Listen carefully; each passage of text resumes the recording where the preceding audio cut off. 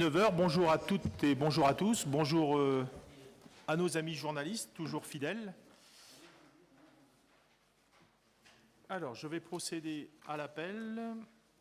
Donc Thierry Noguet est présent, Isabelle Leclanche, Didier Talbourdel, présent. Pascal Évin, présent. Catherine Jaunet, présent. Hervé Battistella, présent. Karine Huette, Michel Molin, présent. Béatrice Riffaut, présent. Julien Grégoire est absent, excusé. Il a donné une procuration à Didier Talbourdel. Carole Jahan est excusée et a donné une procuration à Isabelle Leclanche. Patrice Lelièvre, présent. Malika Gallet, Bruno Chartier, présent. Mélène Prodhomme, présent. Frédéric Amado, absent, excusé. Florence Talbourdel, présent. Christine Dalba, Roselyne Lemestre, présent. Cédric Huette, Vanessa Lemestre, Christophe Mouiche, Dominique Cadivois, présent. Pascal Plissonneau, Marie-Christine Delahaye, Joël Jouan, Alain Delaunay, Mallory Pénanec et Hugues Pétrel. Je vous remercie pour votre présence. Notre secrétaire de séance ce soir s'est manifesté avec empressement pour se désigner. Donc il s'agit de monsieur Patrice Lelièvre, que je remercie. Hop. Alors, approbation du procès-verbal des conseils municipaux. Alors, il y en avait deux exceptionnellement, puisque Madame Delahaye avait fait des remarques tout à fait justifiées d'ailleurs. Je tenais à le souligner. Donc, les procès-verbaux du 18 novembre et du 15 décembre. Le procès-verbal du conseil du 15 décembre a été adressé par mail à l'ensemble des élus le 9 janvier 2023. Celui du 18 novembre, le 11 janvier 2023. Y a-t-il des remarques ou des observations particulières sur le sujet ? Tout a été repris comme c'était désiré ou souhaité, ou dit d'ailleurs. Mais il y avait eu un peu de cacophonie ce jour-là, si on s'en souvient un peu. Bon, donc je le mets... Ah, pardon ? OK. Donc s'il n'y a pas d'autres commentaires... Pardon ? C'est bien retranscrit cette fois-ci. Merci, Madame Delahaye. Je ferai passer le message à Christine. Donc je soumets à votre approbation. Y a-t-il des avis contraires ? Des abstentions ? Je vous remercie. Le sujet numéro 2, c'est le vote du compte de gestion 2022 du budget principal. Présentation faite par monsieur Pascal Évin, adjoint aux finances et marchés publics. Donc bonsoir à tous. Pour la présentation des comptes administratifs et du ROB, en fait, il est prévu un diaporama qui reprend les principales planches qui ont été présentées lors de la commission finances du 9 février, mais avec des mises à jour pour être cohérent avec la note de présentation du compte administratif et du ROB. Donc pour les membres de la commission finances, la présentation de ce soir va avoir un air de déjà vu, mais en fait ça permet de rester cohérent par rapport à ce qui a été déjà dit. Donc on commence avec les recettes avec le budget principal, pardon. Les recettes de fonctionnement du budget principal. Voilà. Donc ce premier tableau permet en fait de comparer le compte administratif 2021 au compte administratif 2022. Donc on y voit que globalement les recettes de gestion courante, donc c'est la deuxième ligne en grisé, ont évolué de plus 4,2%. Elles sont passées de 14 155 944,56 €. Voilà, en 2021, à 14 753 700,25 € en 2022, soit une évolution de plus 597 755,69 €. Donc deux chapitres sont principalement concernés et apparaissent en surligné jaune. Donc le chapitre 73, impôts et taxes, avec une évolution à la baisse de 168,5 kg et le chapitre 74, dotation de subvention, avec lui une évolution à la hausse de 734,5 kg. Comme indiqué en bas du tableau, le solde du compte 775 a été neutralisé puisque dans la M14, en fait, les cessions d'éléments d'actifs sont prévues en recettes d'investissement, mais réalisées en fonctionnement. Donc il y a un petit retraitement. Concernant le chapitre 73, donc sur ce tableau, en bas et à droite, on retrouve l'évolution à la baisse de 168,5 kg. Le chapitre impôts et taxes, en fait, se compose de 3 pavés. Un premier pavé, fiscalité directe, essentiellement constitué des recettes liées aux taxes foncières et d'habitation. Un deuxième pavé, fiscalité indirecte, composé des 5 taxes, donc droit de place, taxe sur les pylônes électriques, taxe sur la consommation finale d'électricité, de la taxe locale sur les publicités extérieures, donc la TLPE, et les droits de mutation. Et enfin, un troisième pavé, constitué des dotations carènes, attributions de compensation et dotations de solidarité communautaire. La baisse des recettes liées à la fiscalité concerne essentiellement la fiscalité directe, avec moins 218,7 kg. Et cette baisse est liée à la dernière phase de la suppression de la taxe d'habitation sur les habitations principales et est compensée par une augmentation des dotations de l'État. Donc on va voir sur la planche suivante. La ligne autres impôts locaux concerne en fait les rôles supplémentaires, puisqu'en fait il y a eu moins de fonciers bâtis créés en 2022 qu'en 2021. Sur cette planche également apparaît le poids des dotations de la carène dans les recettes fiscales de la ville. En 2022, donc, elle représentait 82,1% des recettes totales. Concernant le chapitre 74, donc dotation, subventions et participation, comme le montre ce tableau, le chapitre 74 est essentiellement constitué des participations CAF et des compensations de l'État sur le foncier bâti. Donc ces deux natures de recettes évoluent à la hausse pour un montant global de 734,5 kg. Pour les participations CAF, donc de plus 172,2 kg, la hausse s'explique essentiellement par un reliquat de subventions 2021, 40 kg de subventions supplémentaires pour la Maison des Jeunes et 30 kg de subventions supplémentaires pour le multi-accueil suite à une augmentation des effectifs. Par contre, pour les compensations de l'État sur le foncier bâti, donc pour un montant de 544,4 kg, la hausse s'explique essentiellement par une augmentation des bases d'imposition, puisque les taux de fiscalité n'ont pas évolué. Et comme indiqué sur le graphe, les compensations de l'État représentent pratiquement 88% du chapitre 74. Donc, ce graphe met en valeur le poids des deux principaux chapitres dans les recettes de fonctionnement. Donc, le chapitre 73 représente 56,8% des recettes pour un montant de 8 408 kg et le chapitre 74 représente, lui, 35,8% des recettes pour un montant de 5 298 kg. La somme de ces deux chapitres représente 92,6% des recettes de la ville pour un montant de 13 706 kg. Donc, là encore, globalement, la ville n'a plus la maîtrise de ses recettes de fonctionnement.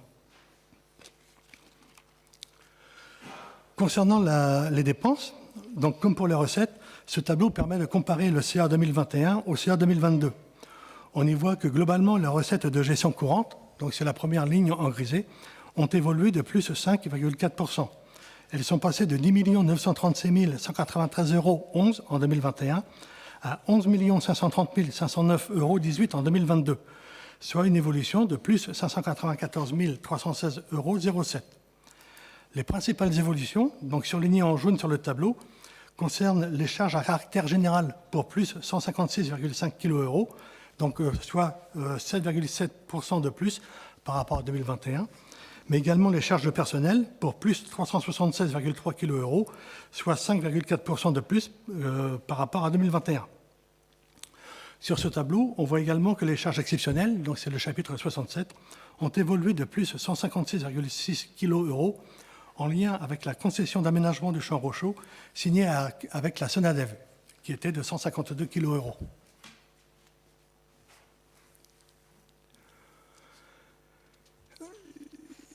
Si on approfondit le chapitre 11, donc cette planche permet de visualiser les principales natures de dépenses qui constituent le chapitre 11, charges à caractère général.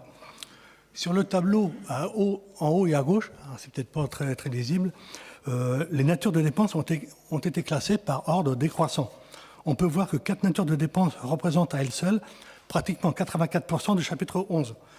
Ce sont les achats non stockés de matières et fournitures, donc, qui représentent 41,6% du total, les entretiens et réparations, 22,3%, les rémunérations d'intermédiaires et honoraires, 11,4%, et les contrats de prestation de services, 8,5%. Le poids de ces natures de charges est illustré dans le graphe en bas et à droite. Pour ce qui constitue le poste principal achat non stocké de matières et fournitures, un détail par nature comptable est donné en bas et à gauche. Les natures de dépenses ont également été classées par ordre décroissant. Donc, il s'agit essentiellement des coûts d'énergie et d'électricité pour 300,9 kg, les coûts d'alimentation 156,4 kg, les fournitures de petits équipements 133,8 kg. Et en fait, ces trois natures de dépenses représentent à elles seules 65% du compte 606. Achat non stocké de matières et fournitures.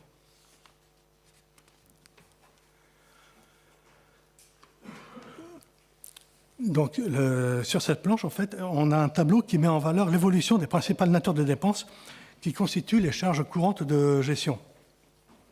Sur la période 2017-2022, elles ont très légèrement diminué pour passer de 11 687 kg en 2017 à 11 531 kg en 2022. Donc, ça fait moins 156 kg.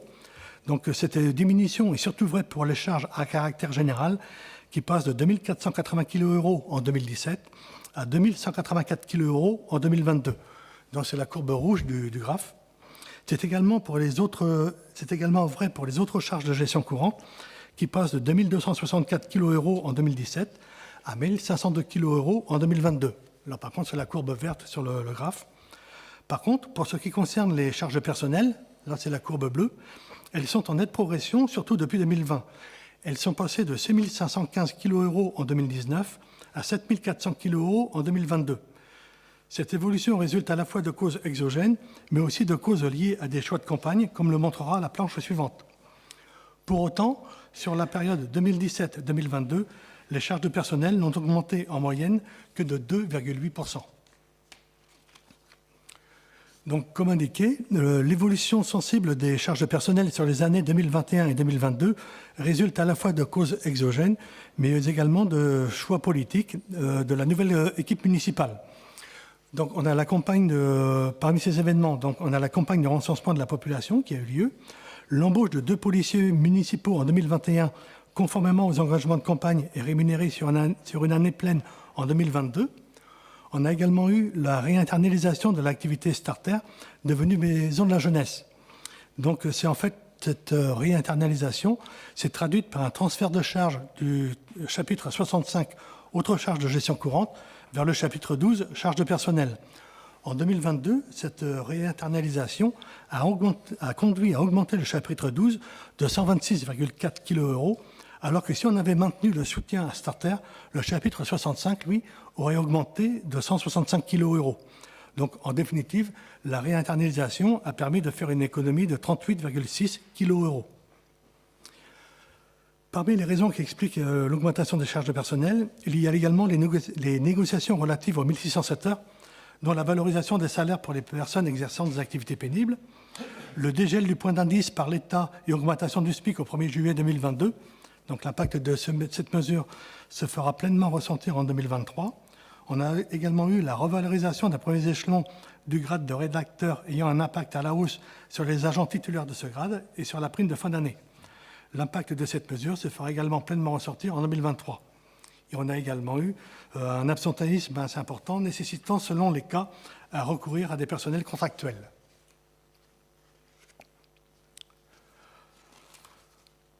En ce qui concerne la répartition des dépenses de fonctionnement, donc ce graphe met en valeur le poids des 3 principales natures de dépenses dans le total des charges de fonctionnement de la ville.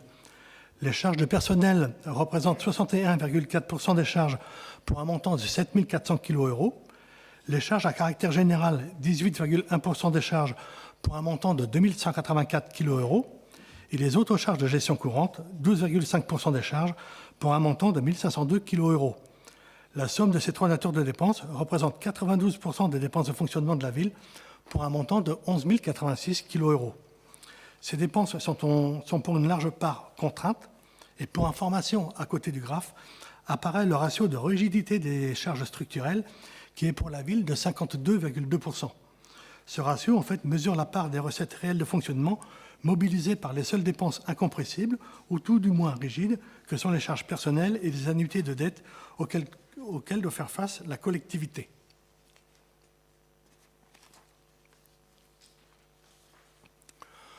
Ensuite, on passe au solde intermédiaire de gestion avec un petit rappel sur les 3 définitions des ratios. Tout d'abord, l'excédent brut de fonctionnement ou épargne de gestion, c'est la différence en fait entre les produits courants et les charges courantes. Cet indicateur n'intègre ni les résultats financiers, ni les résultats exceptionnels. Autre ratio, l'épargne brute, donc il correspond aux recettes réelles de fonctionnement, moins les dépenses réelles de fonctionnement, y compris les charges financières. L'épargne brute est le solde disponible pour le remboursement du capital de la dette et le financement des investissements. Et enfin, l'épargne nette, qui correspond à l'épargne brute, moins le remboursement du capital de la dette. L'épargne nette permet de calculer le solde disponible pour le financement des investissements. Donc, ce graphe montre l'évolution des trois soldes intermédiaires de gestion sur la période 2017-2022. Donc, depuis 2019, date du retraitement comptable du BEA, les trois ratios sont à la baisse, même si pour l'épargne de gestion, donc qui apparaît en rouge en haut, elle est pratiquement restée identique au même niveau entre 2021 et 2022. Elle était de 3 220 kg en 2021 et elle est passée à 3 223 kg en 2022.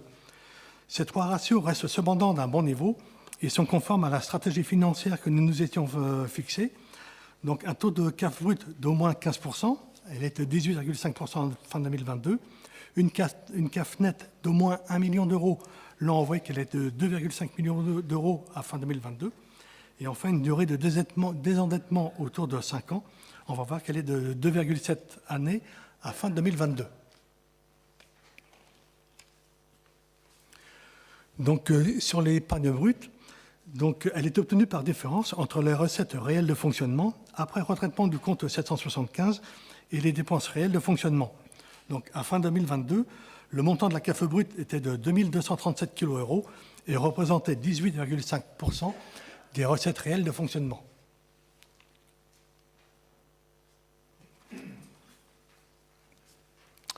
On passe maintenant au compte administratif concernant le budget principal, mais budget d'investissement. Donc, le montant des recettes d'investissement en 2022 est de 3 597 173,62 € pour un total de dépenses de 2 484 173,76 €. Donc, dans le petit encadré rouge, on voit que le résultat d'investissement en 2022 est de 1 112 996,86 €, auquel s'ajoute le résultat reporté de 2021 de 3 044 668,90 €, ce qui donne un total de 4 157 668,75 €.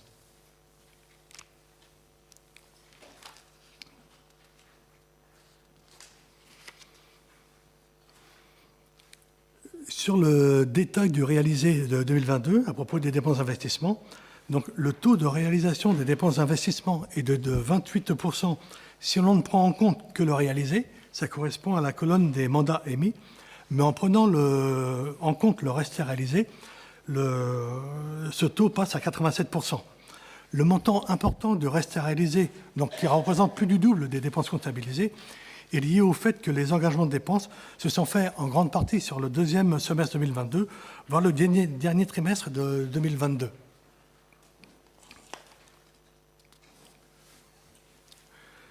Sur le financement des investissements, donc ce tableau rappelle en fait les 4 ressources possibles de financement des investissements. Les ressources internes, c'est ce qu'on appelle l'épargne nette, les subventions d'investissement, les autres ressources d'investissement, donc essentiellement le FCTVA et la taxe d'aménagement, et l'emprunt. Donc sur la période 2017-2022, il n'y a pas eu de recours à l'emprunt. L'essentiel des investissements a été financé par l'épargne nette, donc qui représentait sur la période 71,4% des financements. Le taux de subvention reste encore faible, 5,6%, mais sera sensiblement amélioré lorsque les opérations en cours seront terminées, notamment les opérations concernant le parvis de l'Hôtel de Ville et la liaison 12 Lavenac RD50. Pour mémoire, le taux moyen de subvention des équipements pour une commune appartenant à la même strate est de 20%. Donc là, on a encore un peu de travail à faire.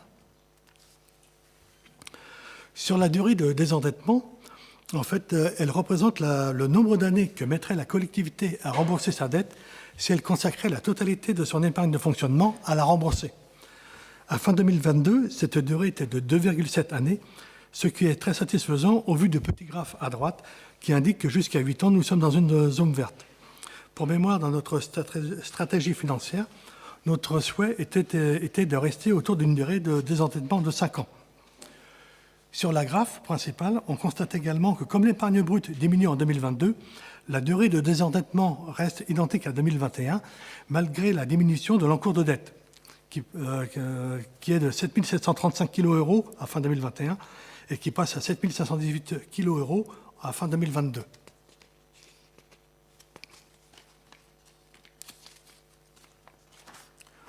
Au niveau de la structure de la dette, donc à fin 2022, le montant du capital restant dû s'élevait à 7 517,7 kg, dont 5 706,7 kg pour l'emprunt BEA, donc ça représente 76% du total de la dette, et 1 811 kg pour les autres dettes, donc du coup qui représente 24% du total.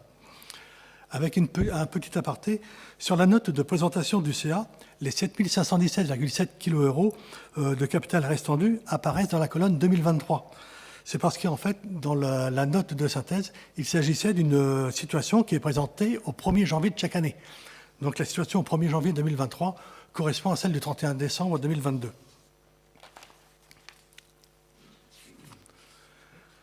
Donc voilà pour ce qui concerne le budget principal. Concernant le budget annexe photovoltaïque, donc cette planche permet de comparer les dépenses aux recettes de fonctionnement.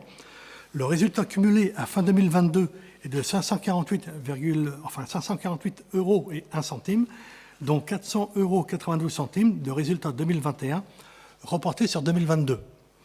Donc les charges à caractère concernent essentiellement les prestations Kinea en charge de la maintenance des installations, les autres dépenses étant essentiellement liées aux charges d'intérêt d'emprunt et à l'amortissement des installations.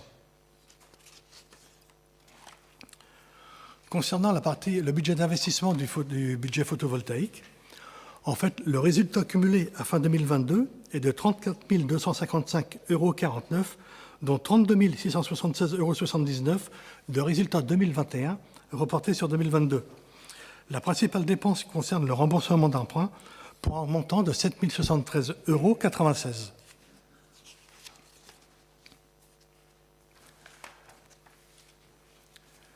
Voilà, donc maintenant je vais revenir à l'exposé des questions et le vote des différents points. Donc tout d'abord concernant le vote du compte de gestion 2022 du budget principal. Donc je vais simplement aller directement à la conclusion. Il est ainsi demandé à l'Assemblée municipale de bien vouloir approuver le compte de gestion 2022 du budget principal de la commune, qui se résume ainsi.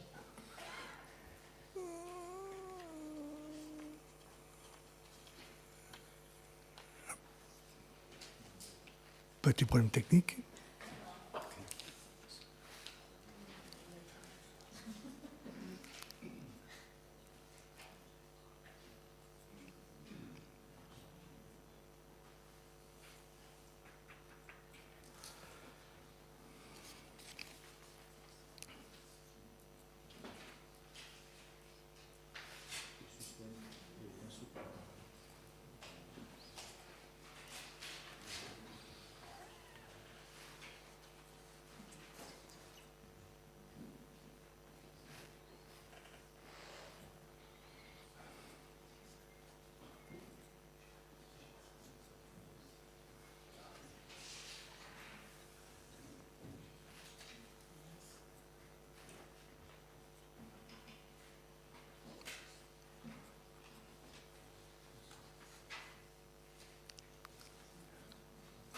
Voilà, très bien.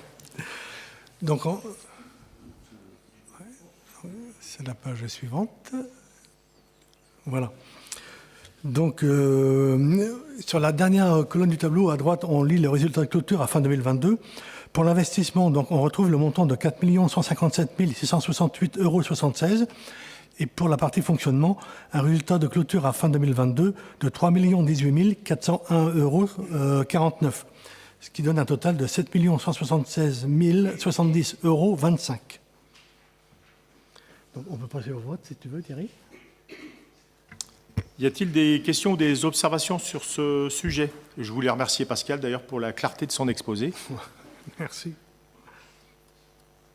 Pas de questions, pas d'observations. Je la soumets à votre approbation. Y a-t-il des avis contraires? Donc 3 personnes. Des abstentions? 2 abstentions. Je vous remercie.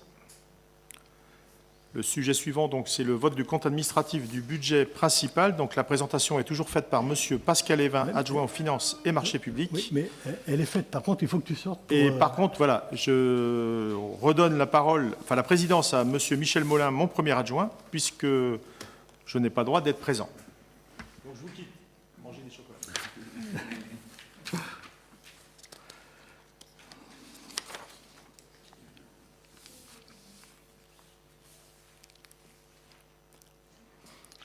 Donc là, c'est pareil, je vais directement à la résolution. Considérant l'avis de la Commission Finances du 9 février 2023, il est ainsi demandé à l'Assemblée municipale de bien vouloir approuver le compte administratif 2022 du budget principal de la commune, qui se résume ainsi. Donc pour la section d'investissement, on retrouve le résultat cumulé tout en bas de 4 157 668,76 €. Et pour la section de fonctionnement, montant de résultat cumulé 3 18 401,49 €, avec un reste à réaliser au niveau de l'investissement de 4 641 645,12 €. Merci Pascal. Y a-t-il des avis contraires? Y a-t-il des abstentions? Je vous remercie. Donc là, on peut rappeler Thierry pour le...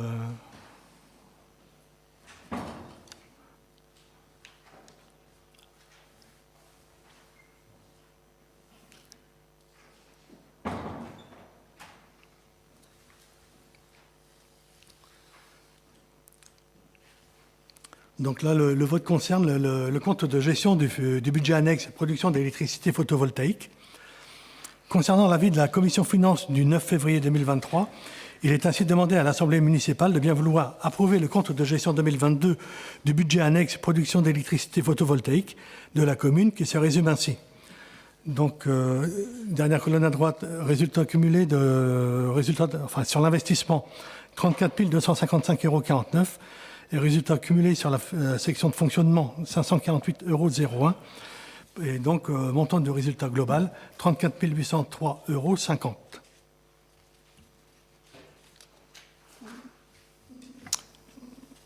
Y a-t-il des questions ou des observations sur ce sujet de budget annexe sur la production d'électricité photovoltaïque? C'est clair pour tout le monde. Je le soumets à votre approbation. Y a-t-il des avis contraires? Des abstentions? Je vous remercie. Le sujet suivant, c'est vote du compte administratif du budget annexe production d'électricité photovoltaïque, toujours présenté par Monsieur Pascal Évin, toujours adjoint aux finances et marchés publics. Et tu vas encore être obligé de sortir, Thierry, pour... Ah. Comme tu ne peux pas participer au vote. Oui, mais il n'y avait plus de chocolat, donc je vais me rabattre sur autre chose. Alors.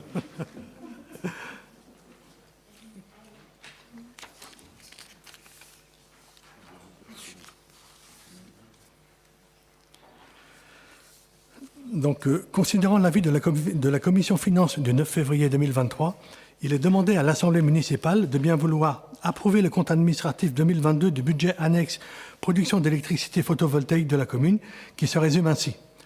Donc, on reprend les mêmes montants.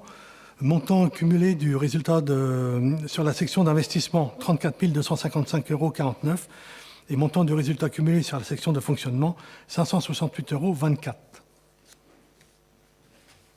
Merci Pascal. Est-ce qu'il y a des commentaires? Est-ce qu'il y a des avis contraires? Des abstentions? Je vous remercie. Donc, tu peux rappeler, Thierry. Tu peux rentrer?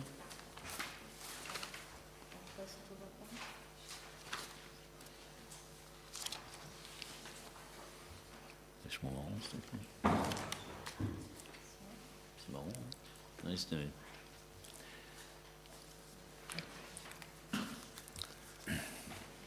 Donc là, on va passer à la présentation de la partie prospective du budget 2023. Voilà. Et on commence par les dépenses de fonctionnement.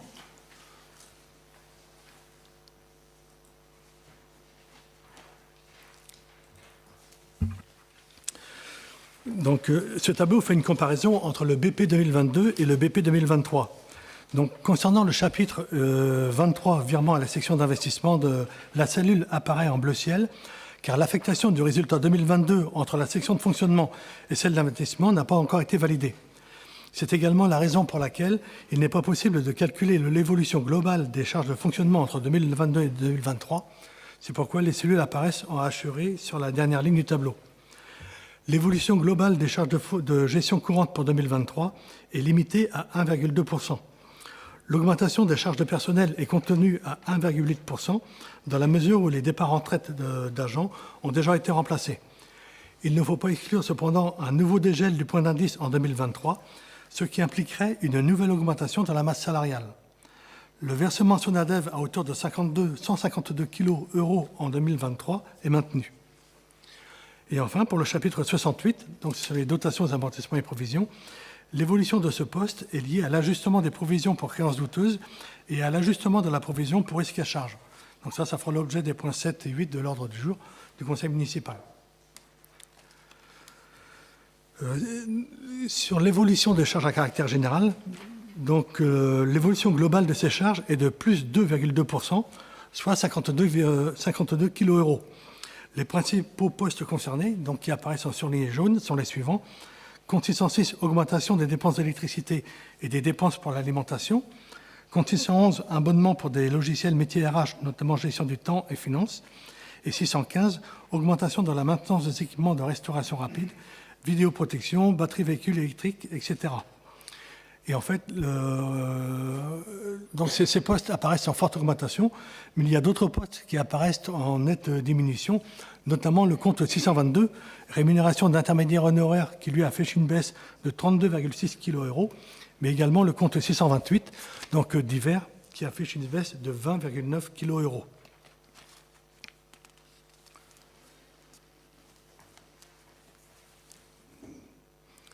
Sur les recettes de fonctionnement, donc sur ce tableau également, la cellule concernant le montant du résultat 2022 affecté en fonctionnement apparaît en bleu ciel, puisque lui non plus n'a pas encore été validé. Comme pour les dépenses, il n'est pas possible de calculer l'évolution globale des recettes de fonctionnement entre 2022 et 2023, et c'est encore la raison pour laquelle les cellules apparaissent en hachuré en bas du tableau. Globalement, les recettes de gestion courante pour 2023 évoluent de plus 3,4%. Ce sont essentiellement les recettes prévisionnelles du chapitre 74, donc qui apparaissent en surligné jaune, qui ont été ajustées à la hausse en partant du compte administratif 2022 et en y appliquant une valorisation des bases locatives de 7,1%, qui est en fait l'inflation projetée par le gouvernement pour 2023. Hors impact du résultat reporté de 2022 sur 2023, l'écart entre les recettes et les dépenses de fonctionnement 2023 est de 1 027 329 €. Cette somme pourra alimenter en tout ou partie le virement à la section d'investissement.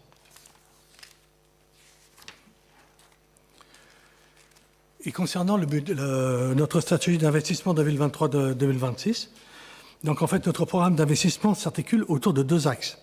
Premier axe, le cheminement doux Lavnac RD50, puisque outre les aménagements routiers, sur cet axe on retrouve l'aménagement paysager de l'Ormois, le parc de l'Aventurier, avec son aménagement paysager, mais également la mise en place de différentes structures, les deux parkings paysagers et le restaurant scolaire Jean Jaurès.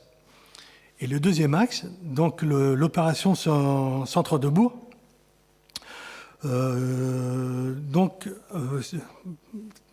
l'opération dans laquelle on trouve la maison médicale, qui est en fait la priorité des priorités pour 2023, comme déjà affirmé à plusieurs reprises par le maire et appuyé par l'ensemble de l'équipe municipale. On a également le parvis de l'hôtel de ville, les travaux de rénovation énergétique du bâtiment également hôtel de ville, les aménagements liés à l'augmentation de la fréquence des bus hélices. Alors là, c'est un projet Carène, qui est entièrement financé par la Carène. La commune n'aura rien à supporter. Mais comme en fait, il va fortement modifier l'avenue Jean Jaurès et l'avenue Pasteur, donc là, on l'a mentionné. Parmi les projets prévus, il y a également la maison Leroux, le Cheval Blanc, le 3 et 5 de l'avenue de la rue de Chateaubriand, le clocher de l'église et le champ Rochaud. Donc les travaux concernant le premier axe ont été lancés essentiellement sur la première partie du mandat, alors que ceux concernant le deuxième axe le seront surtout dans la deuxième partie, sauf pour le parvis de l'hôtel de ville, pour lesquels les travaux sont déjà en cours. Au cours de l'année 2023, sera mise en place une programmation pluriannuelle d'investissement, donc PPI. Elle découlera d'un plan pluriannuel de fonctionnement, donc PPF, qui permettra de déterminer le montant des ressources internes et par voie de conséquence, les capacités d'endettement possibles de la ville. La somme des deux permettra de couvrir le besoin de financement de nos investissements. Le PPI permettra la mise en œuvre d'APCP, donc autorisation de programme et crédit de paiement, pour les opérations non récurrentes qui permettront une meilleure lisibilité à la fois sur les investissements projetés, mais également sur leur mode de financement. Avant cela, il faudra au préalable modifier le règlement budgétaire et financier, donc le RBF, qui décrit l'ensemble des procédures qui devront être mises en œuvre. Ce document est prévu être validé lors du conseil municipal de juillet. Concernant les prévisions d'investissement pour 2023, donc ce tableau fait apparaître le montant total du budget d'investissement pour 2023, soit 9 097 856,12 €, donc 4 431 211 € d'opérations nouvelles, et comme on l'a vu, 4 666 645,12 € de restes réalisés 2022 reportés sur 2023. À ce jour, les élus et les services travaillent sur différentes hypothèses pour faire aboutir le projet de la maison médicale. Lors de l'examen du BP 2023, en mars, il est possible qu'une nouvelle opération apparaisse dans les dépenses d'investissement en sus de celles déjà mentionnées.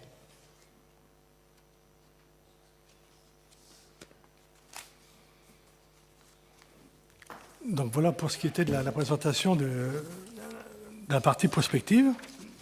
Donc je reviens à l'exposé des questions.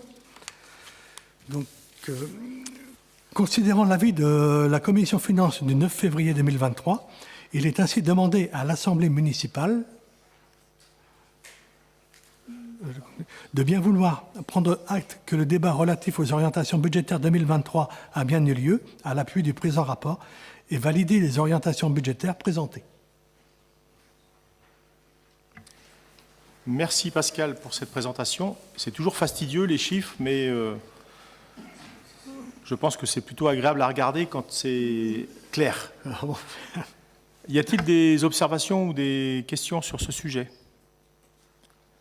Oui, Monsieur Jouan.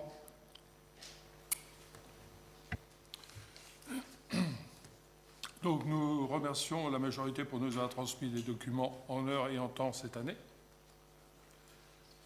Donc, les charges de personnel et assimilés restent élevés à 7,4 millions, soit 61,4%, après l'augmentation de 2020, 6 648 000, 2021, 7,23 millions. Les dépenses de Excuse-moi, fonctionnement... Joël, tu peux parler, baisser le micro? Parlez dans le micro, s'il te plaît. Les dépenses de fonctionnement s'élèvent à 12 065 000 et les recettes à 15 millions. L'épargne qui était au départ en 2020 de 2 922 000 passe à 2 610 000 en 2021 et 2 534 000 en 2022. Le ratio d'épargne brute, qui était de 24% en 2020, est à 18,5% en 2022. L'endettement de la collectivité reste à 2,7 années. Le taux de réalisation est encore très faible l'année dernière, 28,1%, pour des crédits ouverts à 7 902 000 €. Les réalisations s'élèvent à 2 221 000 €, alors que le reste est réalisé atteint 4 666 000, soit 59,1%. Et quand nous voyons le montant de 9 496 000 programmés cette année, nous pensons que, comme en 2022, nous aurons beaucoup de restes à réaliser et d'abandon, ce qui est toujours de l'affichage. Dans la progression pluriannuelle enfin mise en place, rien n'apparaît pour la maison de santé qui était une priorité de votre mandat. La ligne budgétaire est à ce jour vide. Et au vu de ces quelques éléments, notre groupe votera contre ce rapport d'orientation budgétaire. Merci, Monsieur Jouan. Est-ce qu'il y a d'autres observations, d'autres interrogations particulières? Il n'y en a pas. Je soumets à votre approbation. Y a-t-il des avis contraires? 3, 4, 5. Des abstentions? Il n'y en a pas. Je vous remercie. J'ai oublié de mettre mon micro. Constitution de provisions pour diverses créances douteuses et créances contentieuses. Présentation faite par Monsieur Pascal Évin, adjoint aux finances et marchés publics. L'instruction comptable et budgétaire M14 prévoit la traduction des principes de prudence et de sincérité budgétaire notamment au travers des régimes de provision pour créances douteuses. L'article R 2321-2-3 du CGCT rend obligatoire les dotations en provision pour créances douteuses par les délibérations de l'Assemblée délibérante lorsque le recouvrement des restes recouvrés sur compte de tiers est compromis, malgré les diligences faites par le comptable public, à hauteur du risque d'irrécouvrabilité estimé par la collectivité à partir d'informations communiquées par le comptable. Il est précisé que les provisions pour dépréciation des créances contentieuses s'analysent désormais comme une dépense obligatoire pour toutes les collectivités, sans condition de seuil démographique. Sur proposition de trésorier, une délibération a été prise le 22 avril 2022 pour définir la méthode pour évaluer la dépréciation des créances contentieuses. Il s'agit d'appliquer un taux de 20% au montant total des pièces prises en charge depuis plus de 2 ans, composant les soldes débiteurs des comptes de tiers de créances douteuses et ou contentieuses. Le compte de gestion 2022 fait apparaître les montants suivants. Article 411.6, redevable contentieux, montant de débiteur 20 095,83 €. Article 414.6, locataire, acquéreur, locataire contentieux, montant de débiteur 7 233,46 €. Ainsi, le montant de la provision pour créances douteuses et contentieuses inscrit au budget primitif 2023 sera de 5 466 €, arrondi à l'euro supérieur.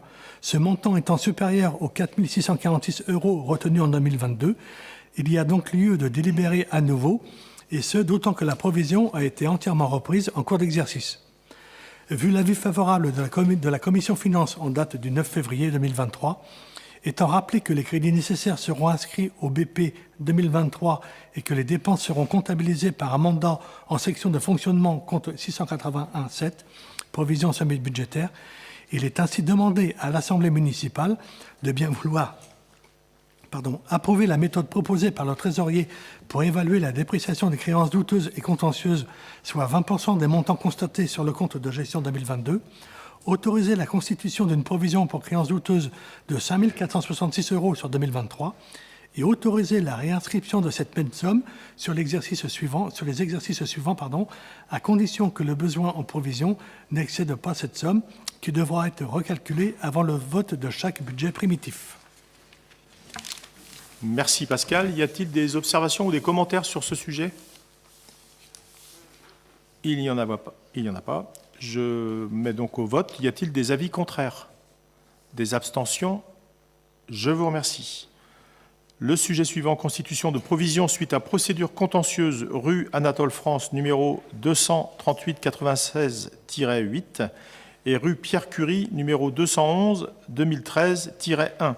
Présentation toujours faite par Monsieur Pascal Évin, toujours adjoint aux finances et marchés publics. Donc, premier point, constitution de provision suite à procédure contentieuse rue Anatole France, numéro 238-96-8. En application de l'article L. 2321-2 du Code général des collectivités territoriales, il convient de constituer une provision par délibération dès qu'il apparaît un risque de nature à conduire la commune à verser une somme d'argent significative, notamment dès l'ouverture d'un contentieux en première instance contre la collectivité.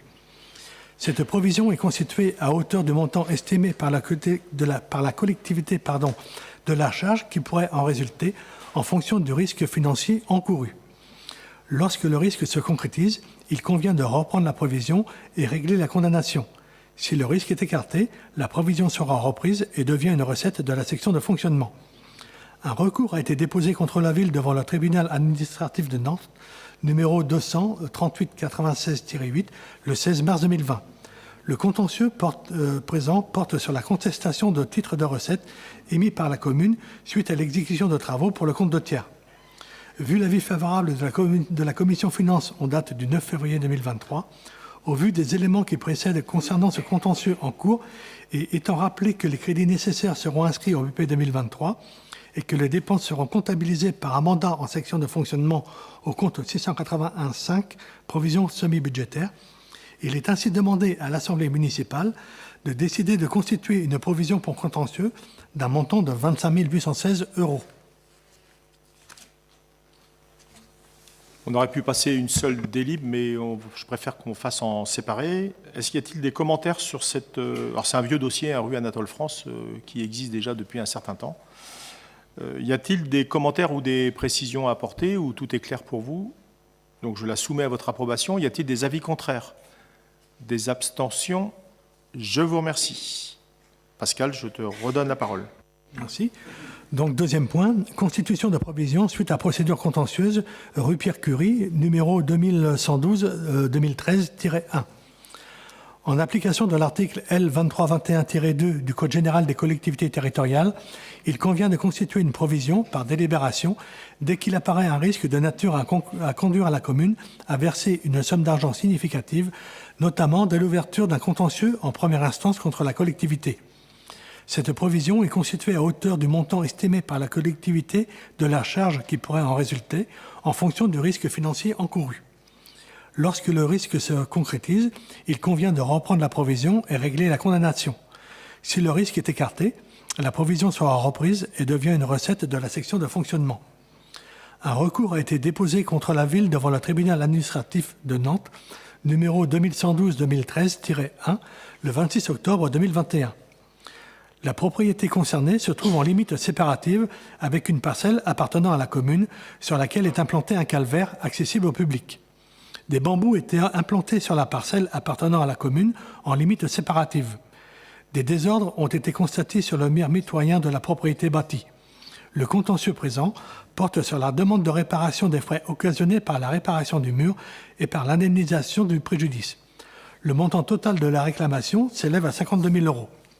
Vu l'avis favorable de la Commission Finances en date du 9 février 2023, au vu des éléments qui précèdent concernant ce contentieux en cours et étant rappelé que les crédits nécessaires seront inscrits au BP 2023 et que les dépenses seront comptabilisées par un mandat en section de fonctionnement, au compte 681.5 provisions semi-budgétaires, il est ainsi demandé à l'Assemblée municipale de bien vouloir décider de constituer une provision pour contentieux d'un montant de 52 000 €.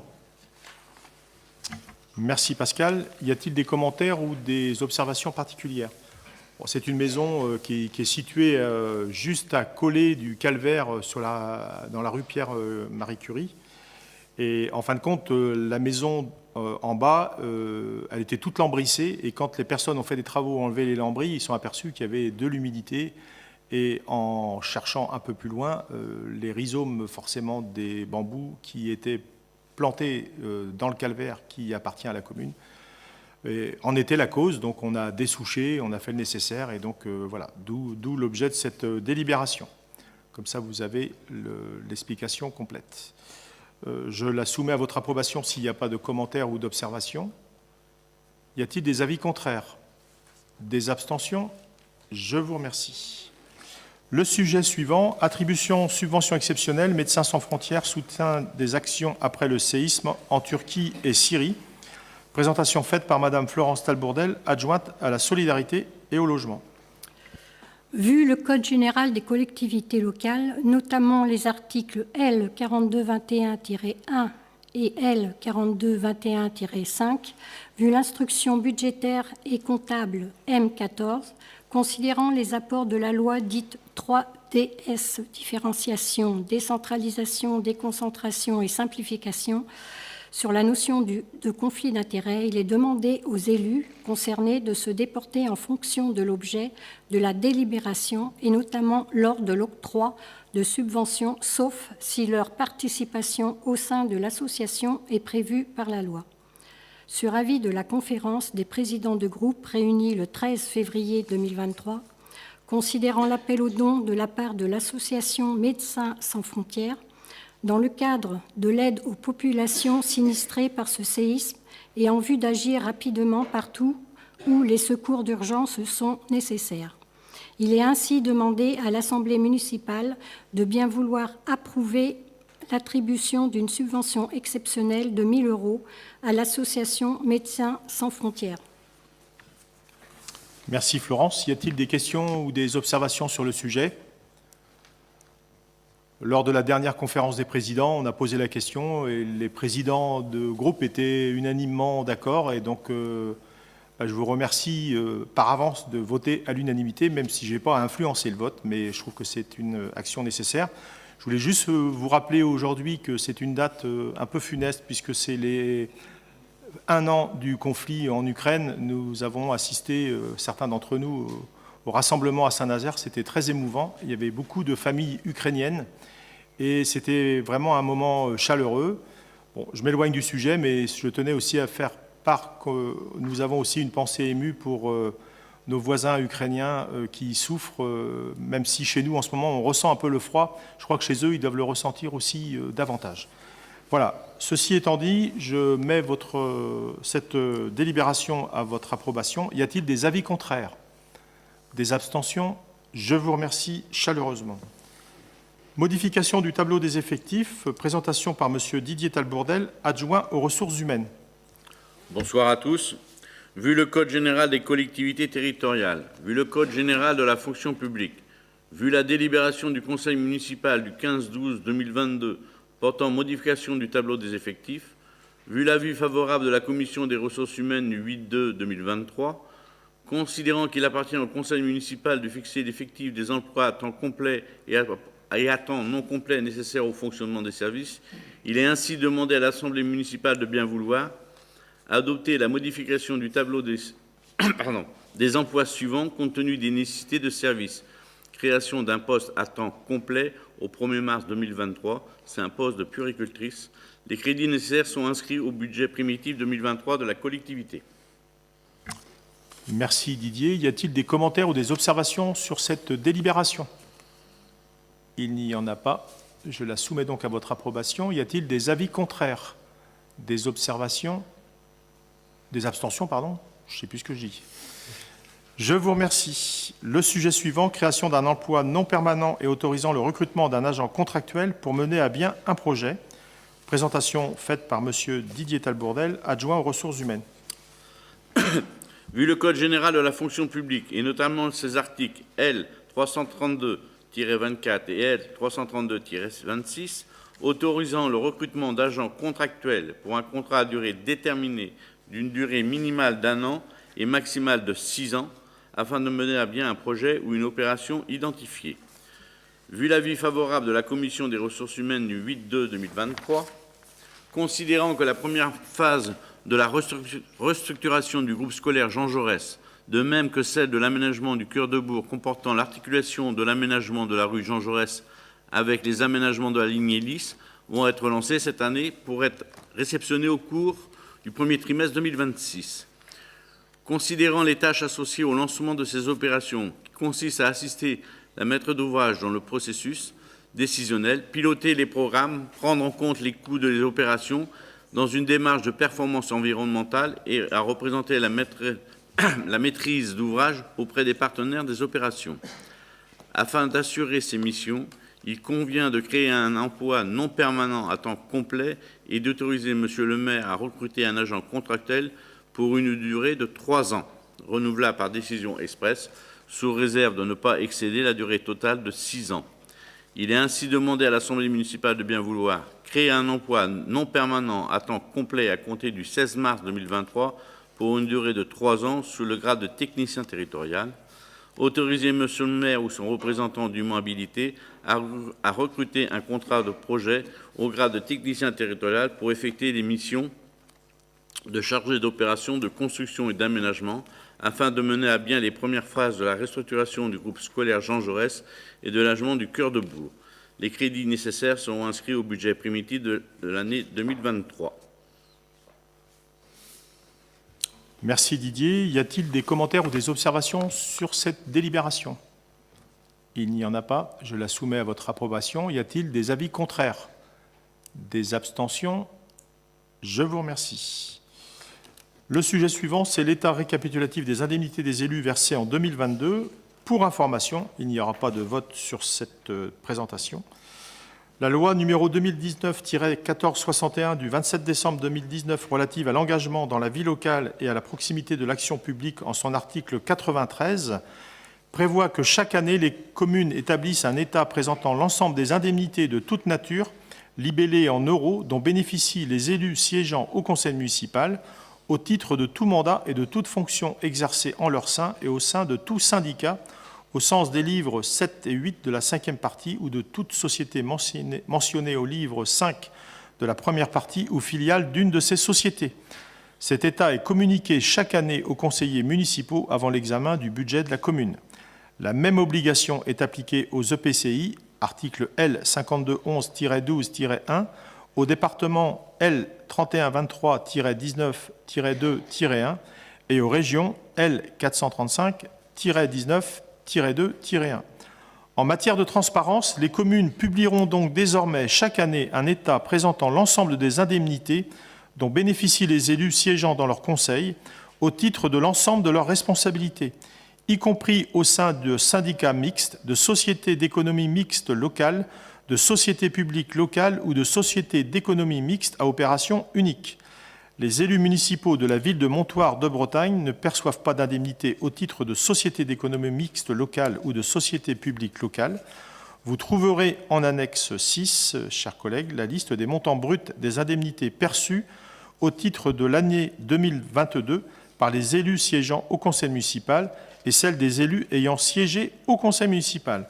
Il est donc demandé à l'Assemblée municipale de bien vouloir prendre acte de cette information que vous trouverez en annexe 6.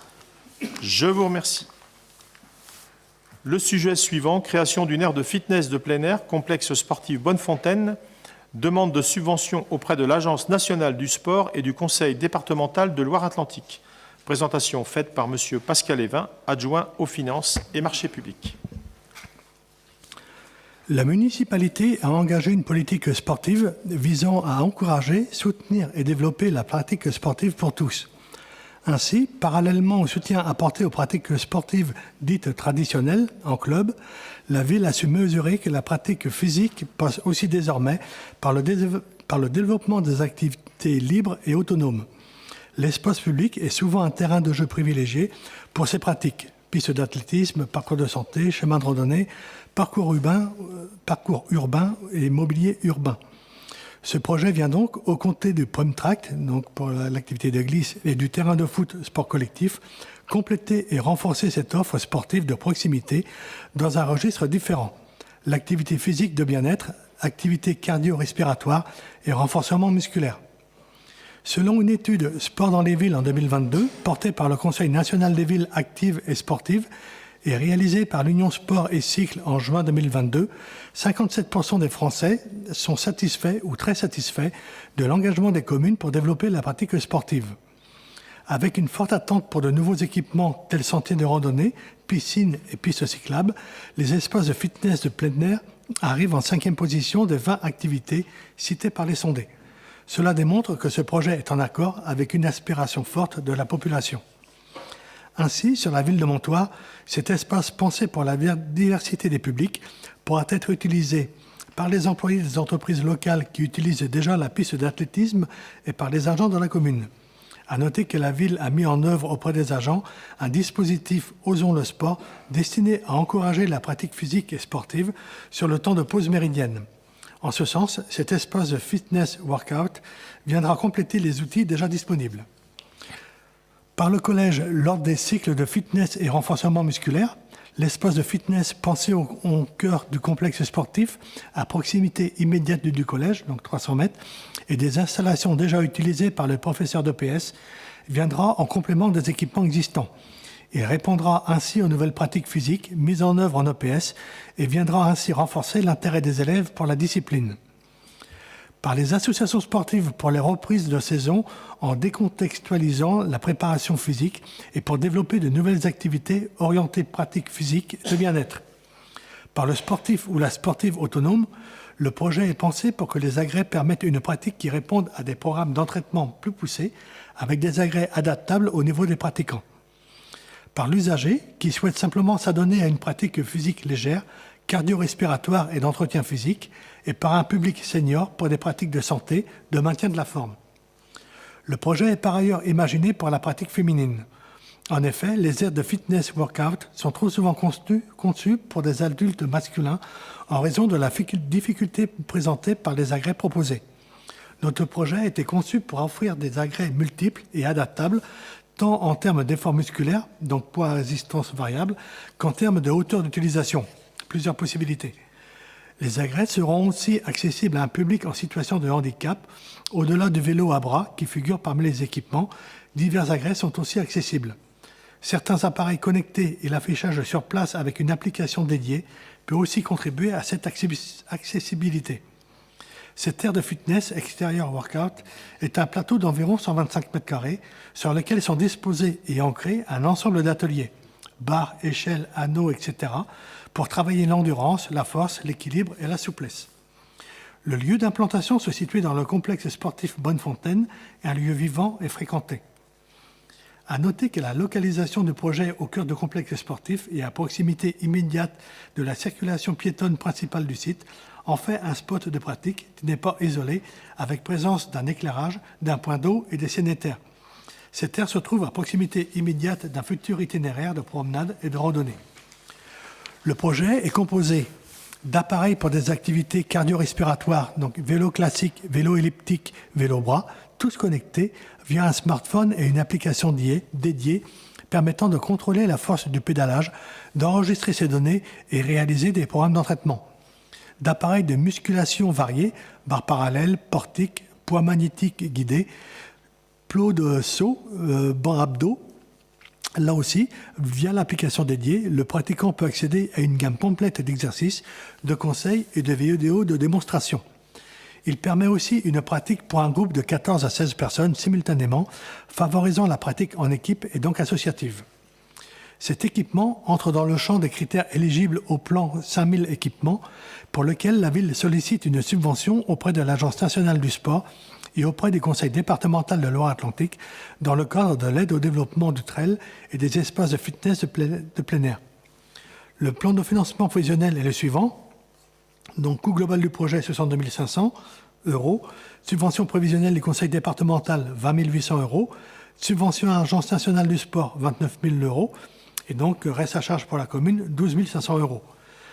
Vu l'avis favorable de la commission sport du 31 janvier 2023, il est ainsi demandé à l'Assemblée municipale de bien vouloir approuver le projet de création d'une aire de fitness de plein air, approuver le plan de financement de ce projet et solliciter une subvention auprès de l'Agence nationale du sport et du Conseil départemental de Loire-Atlantique, et enfin autoriser Monsieur le maire ou son représentant à signer tous les actes découlant de la demande et de l'attribution de ces subventions. Merci Pascal. Y a-t-il des commentaires ou des observations sur ce sujet? Il n'y en a pas. Je le soumets donc à votre approbation. Y a-t-il des avis contraires? Des abstentions? Je vous remercie. Sujet suivant, groupement de commandes, fourniture de produits d'entretien, de consommables et acquisition de machines de nettoyage, autorisation de signature et désignation du coordonnateur. Présentation faite par M. Pascal Évin, adjoint aux finances et aux marchés publics. Les marchés relatifs à la fourniture de produits d'entretien, de consommables et à l'acquisition de machines de nettoyage arrivent à échéance. Il convient de lancer une nouvelle consultation en vue d'acquérir ces fournitures. Les villes de Saint-Nazaire, Donges, La Chapelle-des-Marais, Montour-de-Bretagne, Pornichet, Saint-Joachim, Saint-Malo-de-Garsac, Trignac, La Silène, le Centre communal d'action sociale de la ville de Saint-Nazaire et la communauté d'agglomération de la région nazérienne et de l'Estuaire, donc la Carène, ont souhaité constituer un groupement de commandes afin de bénéficier de prix et de conditions plus avantageuses. Considérant la convention de groupement de commandes ci-jointe, donc en index 7, prise en application des articles L2113-6 et L2113-7 du Code de la commande publique, fixant le cadre juridique de ces consultations et désignant la ville de Saint-Nazaire comme coordonnateur du groupement. À ce titre, elle sera chargée de l'organisation de la procédure. Considérant l'avis favorable des membres de la commission des marchés sollicité par voie électronique le 30 janvier 2003, dans la mesure où il n'y a pas eu de commission et comme le permet le règlement intérieur du conseil municipal, il est ainsi demandé à l'Assemblée municipale de bien vouloir approuver le projet de la convention constitutive du groupement que de commande, autoriser Monsieur le maire à signer cette convention en désignant la ville de Saint-Nazaire comme coordonnateur de groupement, autoriser le coordonnateur du groupement à signer le ou les marchés publics correspondants avec la ou les entreprises retenues en application de la convention constitutive du groupement, et enfin autoriser Monsieur le maire ou son représentant, après notification, à signer toute pièce administrative ou financière concernant l'exécution du ou des marchés. Merci Pascal. Y a-t-il des commentaires ou des observations sur cette délibération? Il n'y en a pas. Je vais donc la soumettre à votre approbation. Y a-t-il des avis contraires? Des abstentions? Je vous remercie. Le sujet suivant, convention de gestion relative à l'aménagement et l'entretien des bandes cyclables avec le Conseil départemental de Loire-Atlantique rue Gauthier-Est. Présentation faite par M. Bruno Chartier, adjoint aux travaux, à la voirie et à l'environnement. Dans le schéma de déplacement cyclable, particulièrement au niveau des zones d'emploi des entreprises situées rue Gauthier, une discontinuité est accidentogène. En collaboration avec les services de la Carène et du conseil départemental, une étude a été réalisée pour un complément ponctuel d'aménagement favorisant la sécurité des déplacements en associant Airbus concernés par la modification d'une clôture mitoyenne. Les travaux sont dimensionnés pour une réalisation dès 2023 en tenant compte d'une potentielle requalification complète de la voie lors des travaux liés à l'amélioration des lignes de transport à haut niveau de service hélice. La voie est départementale et en agglomération. La maîtrise d'ouvrage des travaux est communale, mais il y a lieu de formaliser une autorisation du conseil départemental propriétaire. Considérant l'avis favorable de la commission travaux du 11 janvier 2023, il est ainsi demandé à l'Assemblée municipale de bien vouloir approuver la convention de gestion relative à l'aménagement et à l'entretien des bandes cyclables avec le conseil départemental de Loire-Atlantique. Autoriser Monsieur le maire ou son représentant à signer les conventions et tout acte ici afférent au nom et pour le compte de la commune de Montoir-de-Bretagne. Merci Bruno. Y a-t-il des observations, des commentaires particuliers sur cette délibération? Il n'y en a pas. Et je la soumets à votre approbation. Y a-t-il des avis contraires? Des abstentions? Je vous remercie. Le sujet suivant, avenue de Lorraine et complexe sportif, classement en réunion de parcelles. Présentation faite par Monsieur Michel Molin, premier adjoint à l'urbanisme. La création de l'avenue de Lorraine et l'aménagement du complexe sportif n'ont jamais été suivis d'aménagement foncier. Afin de clarifier les statuts et destinations de plusieurs terrains, il convient de procéder à plusieurs déclassements, classements ou réunions de parcelles. Avenue de Lorraine, une partie de la voirie est classée en domaine privé communal. Il convient donc d'homogénéiser l'ensemble de la voie en classant les parcelles relevant encore du domaine privé communal. Vous avez un plan en annexe 9, donc dans le domaine privé communal, vers le domaine public. Sont donc à intégrer au domaine public les parcelles suivantes, AC 516, AC 528, AC 529, AC 531, AC 533, AC 518.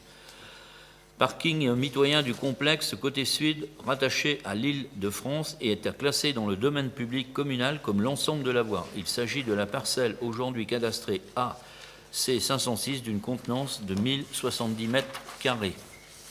Déclassement et réunion de parcelles du complexe sportif. Une ancienne voirie existante avant l'aménagement du complexe sportif est classée en domaine public communal. Vous avez un plan en annexe 9. Il convient de constater la désaffection de cette ancienne voie, de la déclasser du domaine public vers le domaine privé communal afin de réunir à terme l'ensemble des parcelles du complexe sportif en une seule parcelle.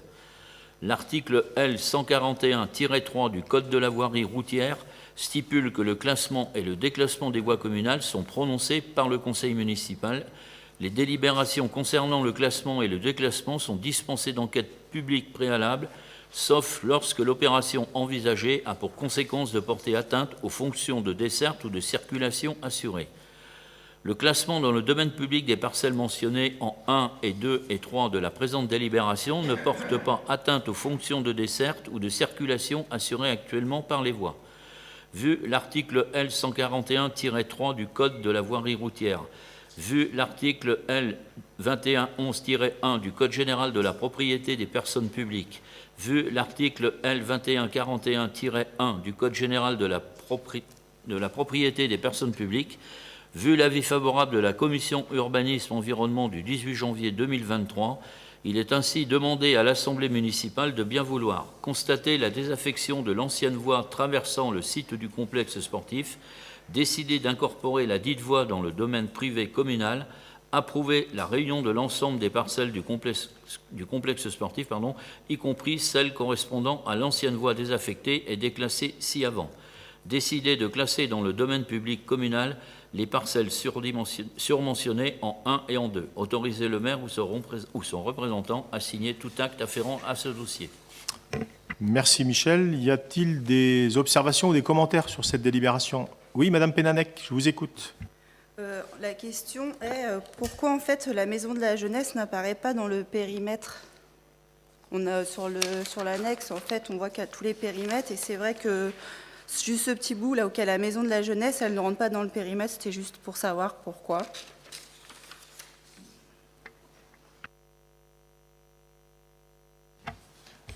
Monsieur le maire, j'avais posé la question en commission urbanisme à ce propos, et en fait, on m'avait répondu que la maison de la jeunesse avait été... Elle nous appartient pas. Voilà, elle est à la Carène. Elle est de compétence Carène. C'est pour ça c'est la Carène qui avait financé la Starter à l'époque. En dehors.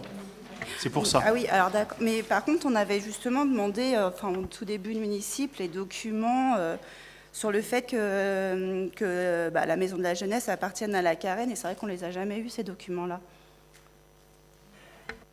Bon, on va le noter. Qu'est-ce que vous voulez comme document?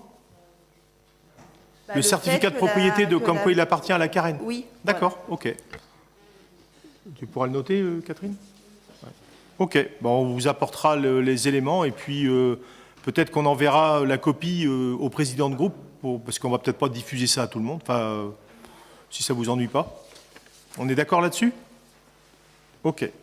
Concernant cette délibération, y a-t-il d'autres observations ou d'autres commentaires? Il n'y en a pas. Donc je la soumets à votre approbation. Y a-t-il des avis contraires? Des abstentions? Je vous remercie. Le sujet suivant, c'est mutation foncière 2022, bilan des cessions acquisitions, présentation faite toujours par Monsieur Michel Molin, premier adjoint à l'urbanisme. Il est rappelé à l'Assemblée l'obligation pour les communes de plus de 2000 habitants de débattre au moins une fois par an du bilan de leur politique foncière, loi du 8 février 1995. Un tableau récapitulatif des mutations immobilières doit être annexé aux comptes administratifs dans les communes de plus de 3500 habitants. Cession. Les parcelles AO80 et AO83 situées rue Anatole France et issues d'une procédure de bien vacant 100 mètres appartenaient au domaine privé de la commune. Les deux parcelles classées en zone UBA1 du Puy étaient séparées l'une de l'autre par un bien tiers et étaient difficilement valorisables. Les propriétaires riverains, dont un qui entretenait une des parcelles depuis de nombreuses années, ont donc sollicité la commune pour l'acquisition de ces parcelles. Donc vous avez le tableau en dessous. En deux, la parcelle AB 526 classée en zone UAB3 appartenait au domaine privé de la commune. Les propriétaires riverains ont sollicité la commune pour une nécessité d'aménagement. Donc c'est monsieur et madame Grano, donc c'est une bande qu'on a cédée sur la place du marché. En 3, la parcelle ZB 56 appartenait au domaine privé de la commune. Elle correspond à un fossé enclavé. Les propriétaires riverains de cette parcelle ont sollicité la commune pour en acquérir une partie tout en préservant la fonctionnalité hydraulique. Une servitude de toute intervention sur le réseau d'eau pluviale a été créée.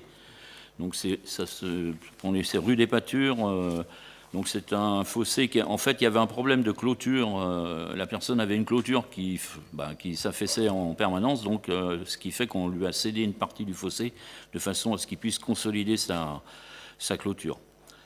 En 4, les parcelles AB6-260-513 et 532 appartenaient au domaine privé communal sur le site dit près de la Cure. Elles constituaient une réserve foncière pour la production de logements. C'est dans ce but qu'a été réalisée la cession. Donc c'est près de la Cure, la cession au groupe Édouard Denis. En 5, les parcelles ZI 704 et ZI 705 situées au sein de la ZAC de Lormois avaient été conservées par la commune pour aménager un cheminement piéton autour de la fuie. Le déplacement de ce cheminement plus à l'est a libéré les parcelles qui ont alors été intégrées dans les lots d'habitats. C'est à ce titre qu'elles ont été cédées à la SONADEV en charge de l'aménagement. En 6, la cession concerne les parcelles AT29 et AT30 issues des biens vacants 100 mètres qui appartenaient au domaine privé de la commune. Classées en zone UEA2A au plan local d'urbanisme intercommunal, elles font partie du périmètre de la ZAC de la Providence, déclarée d'utilité publique le 12 avril 2018 pour accueillir des activités liées à la filière aéronautique. L'Assemblée, après avoir entendu cet exposé, vu les tableaux des mutations foncières pour un montant global de 492 082,20 €, Vu l'avis favorable de la Commission Urbanisme Environnement du 18 janvier 2023, considérant que ces mutations réalisées en 2022 par la commune de Montoire s'inscrivent dans une démarche d'optimisation ou de valorisation foncière, dans le cadre d'opérations de production de logements, objectif PLH, dans le cadre d'opérations de production foncière pour l'accueil d'activités. Il est ainsi demandé à l'Assemblée municipale de bien vouloir reconnaître le bien fondé de ces mutations foncières. Merci Michel. Y a-t-il des observations ou des commentaires sur ce sujet de mutation foncière? Il n'y en a pas. Je la soumets donc à votre approbation. Y a-t-il des avis contraires? Des abstentions? Je vous remercie. Nous poursuivons par 3 rapports annuels concernant la communauté d'agglomération nazérienne et de l'estuaire, Carène. Donc c'est pour information.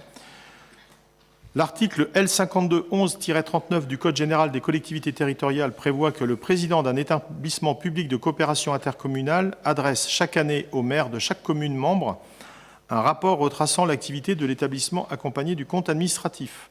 Ce rapport fait ensuite l'objet d'une communication par le maire au conseil municipal en séance publique.